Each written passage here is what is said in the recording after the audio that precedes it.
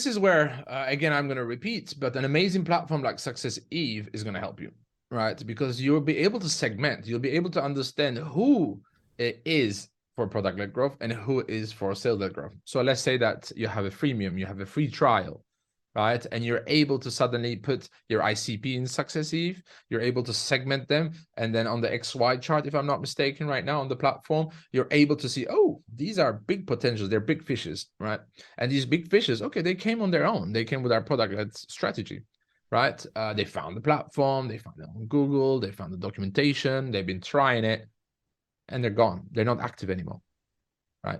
So those suddenly you can put them in, you can make sure that they go into your sales-led growth strategy to ask them, hey, why did the trial didn't go through?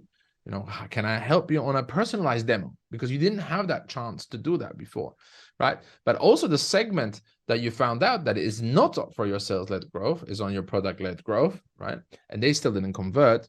That's where your email sequences, your onboarding, your webinar invitations, many other things can play an amazing role to also make sure that they are paying users at some point, right?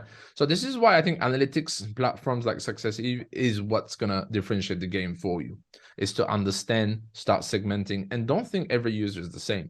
Every user's behavior is different. Every company has different use cases, even if you believe that, hey, my platform is for this use case.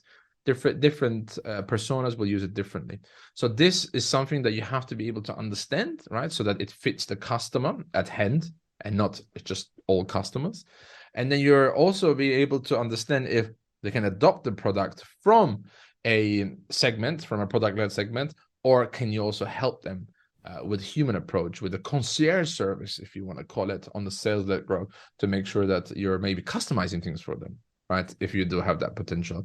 And you know, by talking to them, also, this is where you're going to learn a lot more on optimizing your product, developing better your product. So start using platforms like Successeve to be able to segment these people in different groups and understand the groups a little bit better.